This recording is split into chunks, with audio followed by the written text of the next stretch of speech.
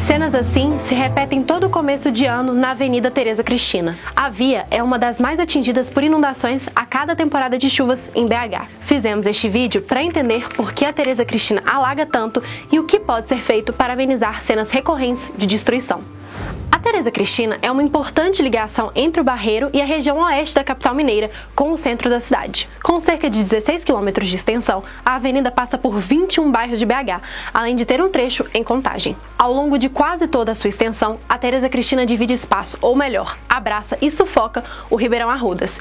E esse convívio nada saudável deixa marca ano após ano. Em janeiro de 2020, a avenida ficou destruída pelas enxurradas. O mês foi considerado o mais chuvoso em Minas Gerais em 110 anos.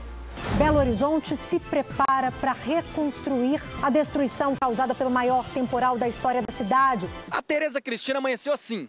A forte chuva de ontem, que chegou a 175 milímetros em algumas regiões da capital, veio varrendo tudo e causando estragos. E neste trecho, próximo ao viaduto da Amazonas, o asfalto cedeu e uma cratera enorme se abriu. Em 15 de janeiro de 2021, o Arrudas voltou a mostrar a sua força. Imagens gravadas por moradores da Vila São Paulo flagram o momento em que o Ribeirão transborda e transforma a avenida em um rio. Na correnteza, carros arrastados. Essa relação conflituosa entre o concreto e as águas do Arrudas é antiga. Começou há quase um século, em 1923, durante as primeiras obras para canalizar o Ribeirão. Na época, as intervenções para criar as chamadas avenidas sanitárias marcaram o começo do descaso de BH com seus cursos d'água. A consequência dessa ação foram sucessivas enchentes ao longo de décadas. A metodologia usada para todo o sistema, ela é uma metodologia que foi desenvolvida com pouca informação sobre as chuvas em Belo Horizonte. Já havia monitoramento de chuvas, mas ele era mais precário do que hoje. Existe um fator que a área central estava consolidada e a Tereza Cristina era uma área de expansão urbana na época do projeto, e o nível de impermeabilização dessa expansão intensa, da urbanização na área provavelmente não corresponde ao que foi previsto em projeto.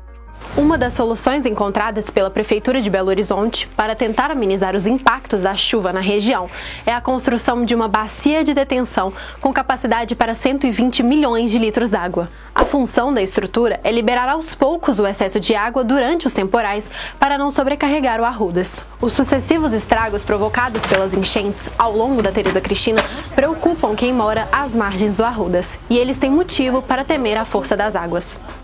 Saiu levando tudo do banheiro que nem se fala. Quando deu tempo só de eu pegar minhas meninas só e sair correndo com elas, porque foi muito rápido. O projeto para a área central prevê um risco que o nível d'água no Ribeirão atinja a cota máxima ou até extravase, em média, uma vez a cada 100 anos. Esse, em áreas urbanas, é um nível de risco bastante praticado, aceitável.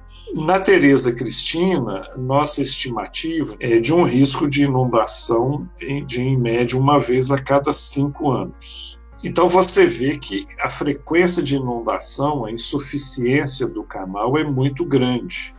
Nos últimos anos, outras intervenções foram feitas para tentar amenizar os problemas. Isso inclui 2 bacias de detenção no córrego Túnel Camarões e uma no córrego Bom Sucesso. Juntas com as obras na bacia do Olaria Jatobá, na Regional Barreiro, essas infraestruturas têm capacidade para armazenar quase 1 bilhão de litros d'água.